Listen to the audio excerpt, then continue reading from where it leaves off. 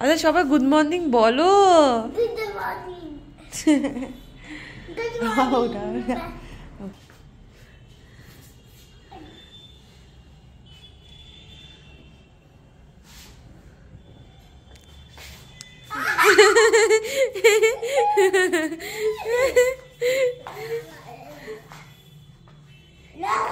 কই রে ঘুটুরি, পেটু পেটু ফুটো হয়ে গেছে, পেটু পেটু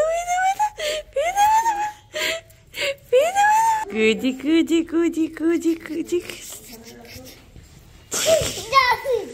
hello everyone, welcome back to my channel life insider. আশা করছি তোমরা খুব ভালো আছো, আমরা খুব ভালো আছি। আজকে আমার বাড়িতে শেষ দিন, মনটা ভীষণই খারাপ, তাও দুপুচকির সাথে খেলতে খেলতে সকালটা শুরু করেছি, এটা একটু আনন্দের। আজকে খুব ব্যস্ততম দিন আমার, তো চলে গিয়েছিলাম আমার এক খুবই কাছের ভালোবাসার মানুষের বাড়িতে, আমার বৌদির বাড়িতে, আমার বেস্ট ফ্রেন্ডের বাড়িতে। তো বেস্ট ফ্রেন্ড তো বাড়িতে ছিল না, কিন্তু ওর বৌদি বাড়িতে ছিল, তার সাথে দেখা করে আসলাম। যাওয়ার আগে তাদের সাথে দেখা না করলে তো আমি নিজেও ভালো থাকবো না। এই মানুষগুলো আমার ভীষণই কাছের, তো তাদের সাথে দেখা করে কিছুক্ষণই সময় থাকতে পেরেছিলাম। তারপরে বেরিয়ে পড়েছিলাম বল্লা মন্দির যাওয়ার উদ্দেশ্যে। তো বল্লা মন্দিরটা সম্পর্কে নতুন কিছু বলার নেই, সবাই জানো এটা উত্তরবঙ্গের সবচেয়ে বড় একটা পুজো, যেটা রাস পূর্ণিমার পরে প্রথম শুক্রবারে হয়। খুব বিশাল করে বড় একটা পুজো হয়, 4 দিন ব্যাপী এই পুজো হয়ে থাকে। তো নভেম্বর মাসে সেই পুজোটা অলরেডি হয়ে গেছে, তখন তো আমি কোরিয়াতে ছিলাম। এবছর আর আমার আসা পসিবল হয়নি, মানে লাস্ট বছর। তো ফোনে ছবিতেই দেখা ইচ্ছে ছিল, যখন বিয়ের পর আমি আসবো বাড়িতে তখন আমি সায়ন্তকে নিয়ে এখানে আসবো। এই কদিন এতই ব্যস্ত ছিলাম যে সেখানে আর যাওয়ার সুযোগ হয়ে ওঠেনি, বাট ফাইনালি বাড়ি থেকে যাওয়ার দিন সকালবেলা একটু টাইম পেয়েছি মন্দিরে ভিজিট করার। তো এই সুযোগটা তো আর হাতছাড়া করা যায় না, তাই সায়ন্তকে নিয়ে, বন্ধু বান্ধব নিয়ে আমরা বেরিয়ে পড়লাম মন্দির যাওয়ার উদ্দেশ্যে। তো বলতে বলতে মন্দিরে পৌঁছে গেছি, এই দেখো মন্দিরের এন্ট্রি গেট। এখন ঢুকছি মন্দিরে, একটু পুজো দিব, সময় তো ভীষণই কম, খালি তাড়াহুড়ো করে আসছি। কালকে যে বিলিংগুলো ছিল সব আছে, আমি ওখানে দেখলাম তোমাকে, সব আছে ওখানে জবা ফুলের মালা আছে। সিঁদুর আলতা ফুলটা তো প্রথম হতো না, বেলপাতা না আমি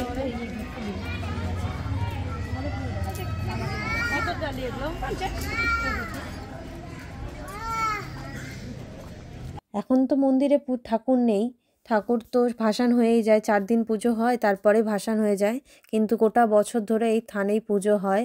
আর এই মন্দিরের বাইরে প্রচুর দোকানপাট রয়েছে, পুজোর ফল মূল প্লাস প্রসাদ আর পুজো করতে যা যা দরকার সমস্ত সামগ্রী এই মন্দিরের আশেপাশে রয়েছে। তো কেউ যদি পুজো দিতে তোমরা আসো, তোমাদের সাথে করে কিছু নিয়ে আসার দরকার নেই, তোমরা এখানেই সবকিছু পেয়ে যাবে। তো আমিও এখান থেকে পুজোর ডালি নিয়ে নিয়েছিলাম আর পুজোর ভোগও নিয়ে নিয়েছিলাম এখান থেকে। পুজোর ঝুড়িতে দিয়েছিল ঠাকুরের ফুল, মালা, আলতা, সিঁদুর, প্রদীপ, ধূপকাঠি আর প্রসাদ এক্সট্রা করে আমাদের নিতে হয়েছিল ভোগে দেওয়ার জন্য। তো এখানে আমরা জুতো টুতো রেখে সবকিছু নিয়ে মন্দিরের দিকে যাচ্ছি। মন্দিরটার এরিয়া ভীষণই বড়, এটা হচ্ছে পুরো মন্দিরের এরিয়া। এখানেই সমস্ত প্যান্ডেল হয়, প্রচুর বড় লাইন পড়ে, লাখ লাখ মানুষ আসে ঠাকুরের দর্শন করতে, প্রচুর ভোগের দোকান বসে, মেলা বসে, বিশাল একটা ব্যাপার।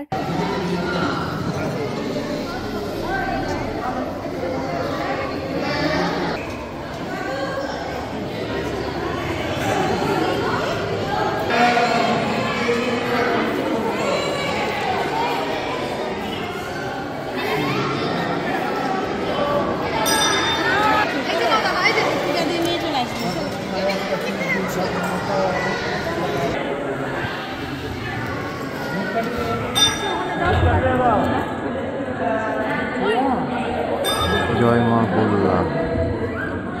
ঠাকুরকে দেখে জাস্ট মনটা জুড়ে গেল, মানে একটা আলাদাই শান্তি কাজ করছে, এত ভালো লাগলো এখানে আসতে পেরে। প্রথমে ভেবেছিলাম আর হয়তো আসা হবে না, আবার 1 বছর পর যখন বাড়ি আসবো বা যখনই বাড়ি আসি না কেন তখনই ঠাকুরের দর্শন হবে।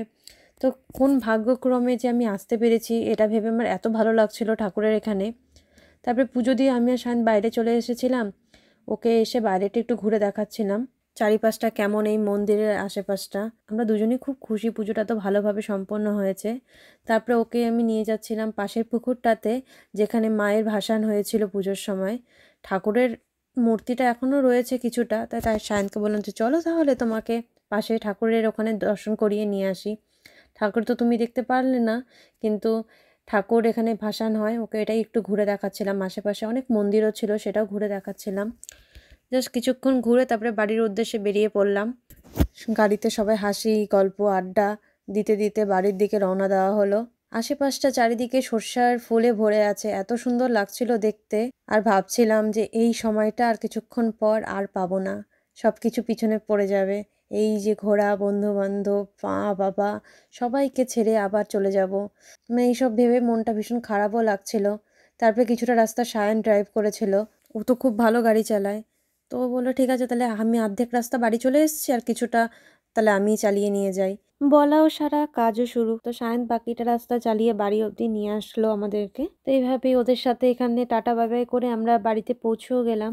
বাড়িতে এসে দেখি বাবা পুরো লাঞ্চের প্রিপারেশন নিয়ে নিয়েছে, কারণ সকালে আমি আর ওই দুজনই না খেয়ে চলে গেছিলাম, মন্দিরে খাওয়া দাওয়া করিনি। তো এসে দেখি মা বাবা দুজনে মিলে লেগে গেছে লাঞ্চের প্রিপেয়ার করতে। এখানে বাবা মাছ ভাজছে, এদিকে মা ভাত নামাচ্ছে, মানে একটা জমজমাট ব্যাপার। তা আমি এদিকে দুই পুচকি, জিজু, দিদি সবার সাথে একটু একটু করে দেখা করে নিলাম সবাই কী করছে। এদিকে দেখো ছোটো পুচকিটা পিট পিট করে দেখছে। আর এই দিকে রয়েছে আমার ছোট্ট হ্যাপি। ওর তো বললাম না আমি ছিলাম না বাড়িতে, আসার সঙ্গে সঙ্গে আমাকে চোখে হারাচ্ছে। আর কি শেষবারের মতো বাড়িটাকে একটু ঘুরে দেখে নিচ্ছি, টুকটাক যেগুলো কাজ রয়েছে ফাইনাল সেই কাজগুলো একটু সেরে নিচ্ছি। এখন আমি একটু ছাদে চলে গেলাম শুকনো কাপড়গুলো তুলতে, আর দেখলাম বাবার বাগান, মা বাবার যত্নের বাগান, গোটা ছাদ জুড়ে শুধু ফুলের গাছ লাগিয়েছে। এত ভালো লাগছিল গাঁদা ফুলগুলো ফুটে, মানে চারিদিকে ভরে আছে গোটা ছাদ জুড়ে। আর আমার শহর এই যে দেখো, আর কিছু ঘন্টা বাস, তারপরে আমার কাছে সব কিছুই ছবিতে আর ভিডিওতে থেকে যাবে। ফুলগুলো দেখতে কি ভীষণ ভালো লাগছিল, গোটা ছাদে কত গাছ লাগিয়েছে। এই কদিন তো আমি একদমই ছাদে আসিনি, বাট লাস্টের দিন এসে আমি তো অবাক, মা বাবা কত ফুল লাগিয়েছে। আমাকে ছবি পাঠিয়েছিল বাবা, কিন্তু আমি যখন ছাদে আসলাম দেখছি ছাদ জুড়ে ফুল ফুটে আছে সমস্ত গাছে। ছাদ থেকে ঘুরে তারপর নিচে আসলাম, দেখি মা ভাত বেড়ে দিয়েছে সুন্দর করে, ভাত, আলু ভাজা, মাছ ভাজা, ডাল, স্যালাড আর খাসির মাংস। যাওয়ার আগেও আমাকে ছাড়েনি কিন্তু খাওয়াতে, একদম পেট পুড়ে খেয়ে নিয়েছিলাম সুন্দর, কারণ আমি জানি আর পাবো না এটা। তারপরে তো সেই নিজেকেই রান্না করা আর খাওয়া, ওই জন্য মন খুলে মা বাবার হাতের রান্না খেয়ে নিয়েছি। তারপরে বাবার সাথে একটু বেরিয়ে গেছিলাম কাজে, লাস্ট মোমেন্টে মনে পড়েছে কাজটা আমার হয়নি, তো বাবার সাথে বেরিয়ে পড়লাম আমার ধন্য নিয়ে। কাজ করে এটা বাড়ি ফিরছিলাম, ফেরার পথে আমার স্কুলটাও দেখলাম। ভীষণ মন খারাপ করছিল, কারণ আর মাত্র 20 মিনিটস বাকি ছিল আমার বাড়ি থেকে বেরোনো। আর কি, স্টেশনে আসতে আসতেই আমার চোখ জুড়ে অশ্রুধারা বইতে শুরু করে দিয়েছে। মা আমাকে দেখে আর কন্ট্রোল করতে পারেনি, মাও প্রচণ্ড কাঁদছিল। সবাই এসেছিলো আমাকে ছাড়তে, আনুষ্কা, কাকু, আমার কাকি, আমার একটা বোন, আমার বোন, দিদি, দুই পুচকি, জিজু, বাবা সবাই এসেছিলো আমাদেরকে ছাড়তে। ভীষণ খারাপ লাগছিলো, ভীষণ, তোমাদের বলে বোঝাতে পারবো না এত খারাপ লাগছিলো এই সময়টা। আমি এখন ভিডিওটা এডিট করছি, তাতেও আমার ভীষণ কান্না পাচ্ছে। জাস্ট মানে কি সিচুয়েশন ছেড়ে এসেছি, মানে কতটা কষ্টের হয় না এই টাইমটা মা বাবাদেরকে ছেড়ে। সবাই বলে লং ডিস্টেন্স রিলেশনশিপ অনেক হার্ড হয়, বাট লং ডিস্টেন্স যখন মা বাবার থেকে হয়ে যায় না, সেই জিনিসটা আরও বেশি তোমাদের কষ্ট দেয়। তো আমি এই সিচুয়েশানে আছি, আমি তো জানি মানে কতটা পেনফুল একটা জায়গা, যে চাইলেও আসা যায় না, সেই ফোনের মধ্যে লাইফটা আটকে আছে। তো এইভাবে করতে করতে সেদিন আমার ট্রেন একদম অন টাইম ছিল, না 1 সেকেন্ড লেট করেছে, না 1 মিনিট। মানে জাস্ট মাথাটা যা গরম হয়েছে আমার সেদিন। আসার দিন তোমরা ভাবো 8 ঘন্টা লেট করেছিল, আর সেদিন ছিল ট্রেন আমার একদম রাইট টাইম।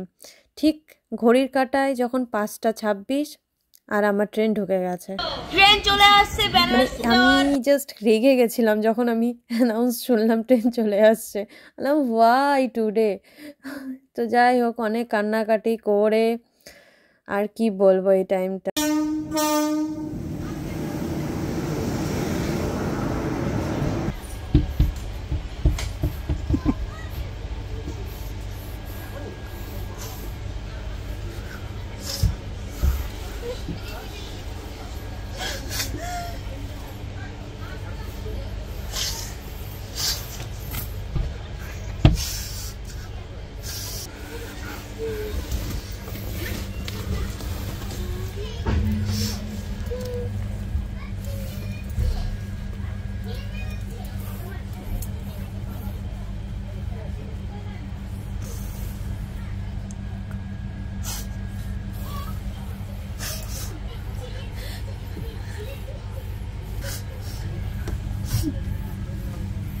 বাই।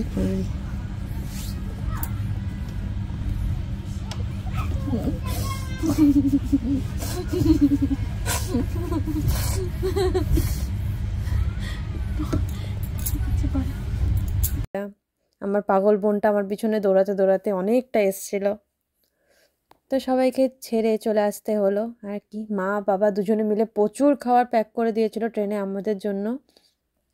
তো কিছুটা রাস্তা আসার পর চাউমিন বের করে খাওয়া শুরু করে দিয়েছিলাম। চাউমিন আমার সবচেয়ে ফেভারেট, আমি জাস্ট ভালো সব সময় খেতে পারবো চাউমিন, সকালে দুপুরে রাত্রে বিকেলে স্ন্যাক্সে যখন দেবে আমাকে চাউমিন আমি তখনই খেতে পারবো। তো সায়ন্ত খুলে প্রথমে টেস্ট করলো, তারপরে আমাকে খাইয়ে দিচ্ছিল, কারণ আমার ভীষণই খারাপ লাগছিলো। ভালো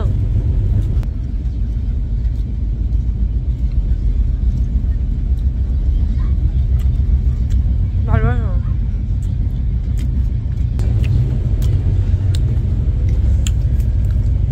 এখন ঢুকছি মালদা স্টেশনে। এখানে ওয়েট করছে আমার জন্য একজন, যে তার অফিস ছেড়ে জাস্ট দৌড়াতে দৌড়াতে আমার সাথে দেখা করার জন্য এসেছে। দেখাটা শুধুমাত্র 10 মিনিটেরই জন্য হবে, কারণ মালদা স্টেশনে আমাদের ট্রেনের হোল্ড ছিল মাত্র 10 মিনিট। তো ওই 10 মিনিটে দেখার জন্য বেচারি অফিস থেকে জাস্ট দৌড়াতে দৌড়াতে এসেছে। মানে আমি এতটা বেশি থ্যাঙ্কফুল যে ও আমার জন্য এসেছে, যে ভীষণই ভালো লাগছিল। তো কে এসেছে যার জন্য আমি এইভাবে জানালার দিকে তাকিয়েছিলাম, এই হচ্ছে আমার বান্ধবী শ্রেয়। ফাইনালি অলমোস্ট 1 বছর পর দেখা, আমাকে পুরো পাগলের মতো লাগছে, আমাকে বলতে কান্নাকাটি করে ঢেলাই হয়ে আসলাম। কেমন আছো? ভালো আছো? ওকে বলছি ভিডিও বানায় রাখবো আমাদের। Thank you. 47 এটা 9 না 9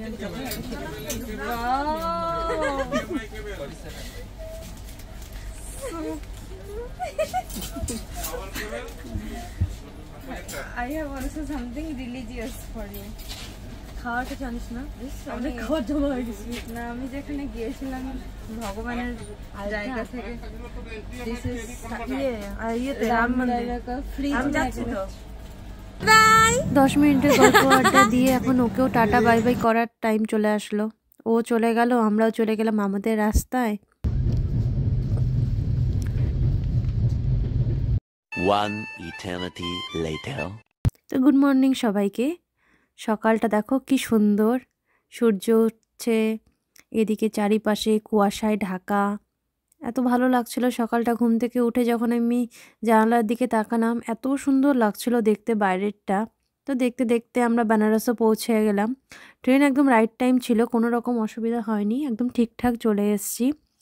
বাট প্রবলেমটা শুরু হলো এখানে নামার পর।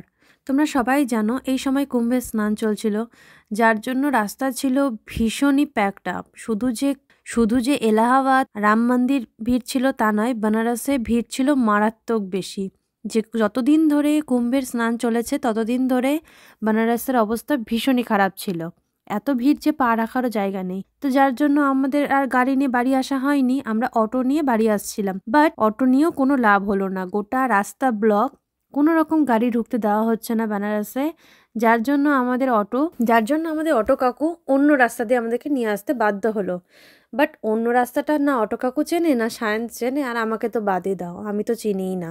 শুধু গুগল ম্যাপ অন করে আমরা জাস্ট বাড়ির উদ্দেশ্যে যাচ্ছি, একদম মাঠের মাঝখান দিয়ে, চারিপাশে শুধু জমি, একদম গ্রামের পথ।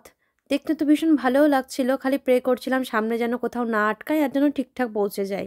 প্রায় 1 ঘন্টা লেগে গেছিলো আমাদের বাড়ি পৌঁছতে এই রাস্তা দিয়ে। তারপরে বাড়িতে এসে আর ভিডিও করিনি, ভীষণ টায়ার্ড হয়ে গেছিলাম। এই রাত্রেবেলা একবারে খেতে বসেছি, মামনি আমাদের জন্য রুটি, ডিম, তার সাথে তন্দুরি চিকেন রান্না করেছিল। তো এই খেতে খেতেই আর কি ভিডিওটা আজকে শেষ করছি। আবার দেখা হবে পরে একটা ভিডিওতে, ততক্ষণের জন্য সবাই সুস্থ থেকো, ভালো থেকো। ভিডিওটি ভালো লাগলে লাইক শেয়ার কমেন্ট করে দিও। টাটা।